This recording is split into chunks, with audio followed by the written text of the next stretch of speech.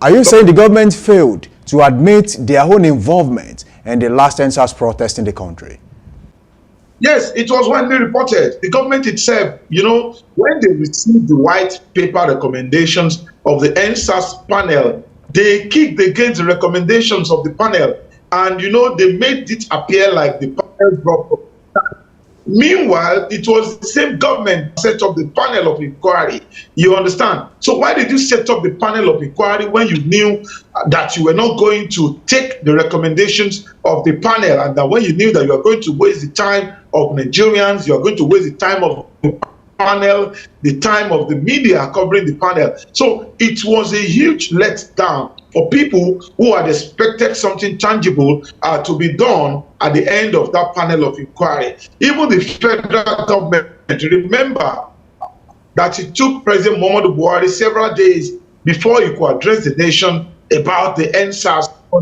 And we had report that the president did not act until he was told that the protest could lead to an overthrow of his own government. So he was much more interested in the overthrow of his government than in the sanity of the society. And I can tell you categorically that in places like Lagos, SARS has actually returned, although in a different form, in a different name, but SARS has returned. You see people dressed in the notorious way that the defunct SARS used to dress, and you see them stop on the road, stopping people. They come in different kind of names: anti-courtesan, anti-this, special squad, and so on and so forth. They are still there, and what we are trying to avoid has not gone away, and that is why you are having. That's why you had what happened in Ibadan on Tuesday, I guess, where the young chap was, brought down. It's a painful development that such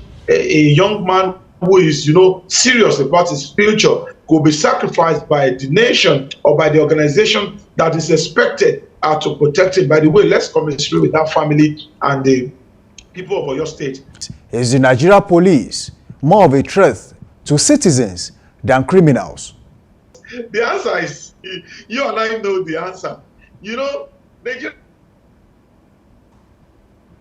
police are expected to protect the citizens, but unfortunately, the same citizen you are expected to protect is the same citizen that you are harassing, is the same citizen that you are killing, is the same citizen that you do all sorts of.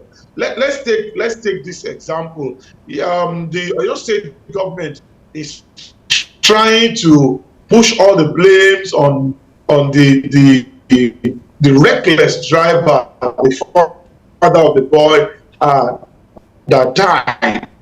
But again, we should ask ourselves a question: what are you using a rifle to do to control traffic? It's probably in Nigeria or in some other failed state that you see policemen on the road carrying rifle to control traffic. Traffic offense are civil offenses. Why do you need to cut the tire of the vehicle? That's what? Is the person a criminal? Have you been able to establish that such is something that the law is not in support of, that warranted the use of a firearm? You are supposed to protect such a person. All you could have done is take details of the cab numbers and then go ahead and apprehend the person later on somewhere else, and not to open firearm against them. So that is what we are talking about: in poor training and poor understanding of rules of engagement. The Nigerian police still operate today with the mindset of the colonial era. They still operate today with the mindset of they are to protect the powers that be against the citizens. But it's the other way around. You are serving the citizens, because the money used to run the police is is part of what the citizens pay in terms of tax to the government. So you're supposed to protect the taxpayers against oppression and not the other way around. So the problem is multifaceted, and until we are serious enough and we are practical enough to address this issue, we'll continue having this debate, we'll continue having this discussion over time. Reckless use of firearm it's out of it, and misplaced priorities is another thing. Misplaced priorities is another problem that we have here. Why would you be much more interested in protesters, for an instance, or in traffic offender, more, or Yahoo boys, so to say? Why are you more interested in those ones than the real criminals, than the criminals in northern Nigeria? Today, we are talking about the military coming around to help Nigeria fight insurgency in northern Nigeria, which of course should ordinarily be the role of the police. But again, like I said, the police is much more interested in running after traffic offenders, in running after Yahoo boys, than running after the real criminals. And it's pathetic until we are ready to address this situation practically, you know. And talking about addressing the situation. Talking about addressing the situation. How will Nigerians address this? And of course, demand for accountability when even politicians are using the police to settle political and personal scores. Let me remind you of a popular quote by an American member of parliament. He said, "The power of the people is more than the people in power." Did you get that? The power of the people is more than the people in power. That shows that the power actually rests with the people.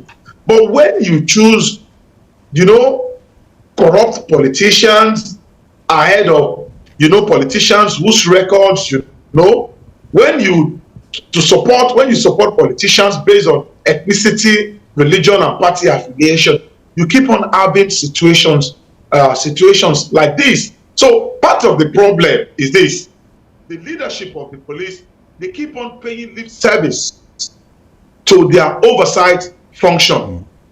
Do you know how many policemen that have been caught in the act, which police authorities have told us that they are going to investigate and punish?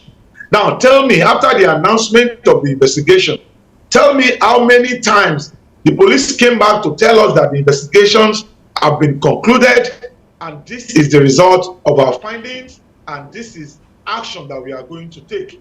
We hear more of the start of investigation than the close of investigation in Nigeria.